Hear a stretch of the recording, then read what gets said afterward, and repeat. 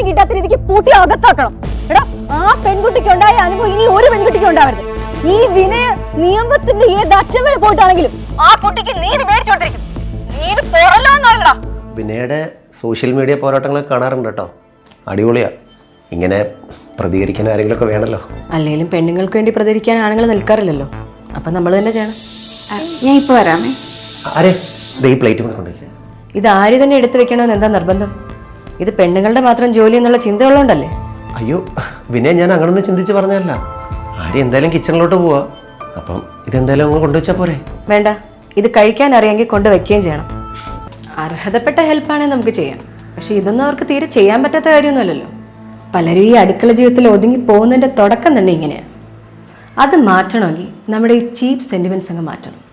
പിന്നെ അവരുടെ ജോലി തിരക്കെന്ന് പറയുന്ന ഒരു അഭിനയം ഉണ്ടല്ലോ, അതിൽ വീഴരുത്. നമ്മളെ അയ്യോ പാവമില്ലേ ഇതൊക്കെ ചെയ്തു കൊടുക്കാമെന്ന് ചിന്തിക്കുന്നതാണ് തെറ്റ്. സ്ത്രീകൾ അങ്ങനെ താഴുന്നത് എനിക്കിഷ്ടമല്ല. ഫെമിനിസ്റ്റ് ചിന്താഗതിയുള്ള ഒരാളാണ് വിനയ എന്ന് വിശ്വസിച്ചിരുന്ന എനിക്ക് അതൊരു വലിയ ഷോക്കായിരുന്നു.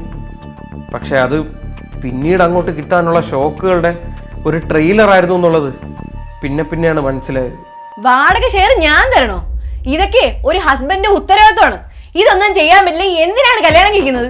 സ്ത്രീയുടെ അമ്മ എപ്പോഴും ജോലി ചെയ്യുന്നതുകൊണ്ട് മാസം ചെലവിന് കൊടുക്കേണ്ട ആവശ്യമൊന്നുമില്ലല്ലോ. എൻ്റെ പാരൻസിന് മാസം ചെറിയ എമൗണ്ട് ഞാൻ കൊടുക്കുന്നുണ്ട്.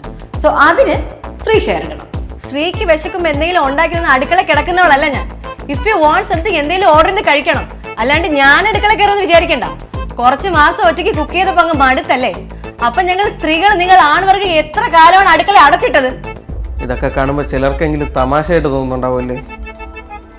പക്ഷെ സ്വന്തം ജീവിതത്തിൽ ഇതൊക്കെ അനുഭവിക്കേണ്ടി വന്നാൽ എങ്ങനെ ഉണ്ടായിരിക്കും ചിന്തിച്ചിട്ടുണ്ടോ?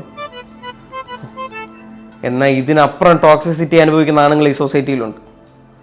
പിന്നെ ഞങ്ങളുടെ കാര്യത്തിൽ ഞാൻ എവിടെ പോകുന്നു, എന്ത് ചെയ്യുന്നു എന്നൊന്നും പറഞ്ഞിട്ട് പോകേണ്ട ആവശ്യം പോലും എനിക്കില്ല. അത് സ്ത്രീ സ്വാതന്ത്ര്യമാണ്. പിന്നെ എന്റെ അടുത്ത് ചോദിച്ചിട്ടേ പോകാവുന്നു, അല്ലെ പോകരുതെന്നോ അല്ല ഞാൻ പറഞ്ഞത്. ശ്രീ, എന്റെ അടുത്ത് കയറി ഒത്തിരി ഭരിക്കാൻ നിൽക്കല്ലേ. പിന്നെ ഞാൻ ആകെ പ്രാന്ത് പിടിച്ചാണ് ഇരിക്കുന്നത് നിന്റെ പെരുമാറ്റത്തിൽ. എടി, ഒരു കുടുംബമായിട്ട് ജീവിക്കുമ്പോൾ ആ പാർട്ട്ണറിനെ ഒരു മനുഷ്യനായിട്ടെങ്കിലും പരിഗണിക്കാൻ പഠിക്കും, അല്ലാതെ എല്ലാത്തിനും സ്ത്രീ സ്വാതന്ത്ര്യം എന്ന് പറഞ്ഞോണ്ടിരിക്കാതെ. നിർത്ത്. എങ്ങോട്ട് കയറി പോവാ? മേലാൽ എന്നോട് ഇങ്ങനെ സംസാരിക്കാൻ നിൽക്കരുത്. സ്ത്രീ സ്വാതന്ത്ര്യത്തെ കുറിച്ച് എന്നെ പഠിപ്പിക്കാൻ നോക്കുന്ന. എടോ, തനിക്ക് എന്റെ കൂടെ ജീവിക്കാൻ പറ്റില്ലെങ്കിൽ ഡിവോഴ്സ് ചെയ്ത് പോവാൻ നോക്ക്.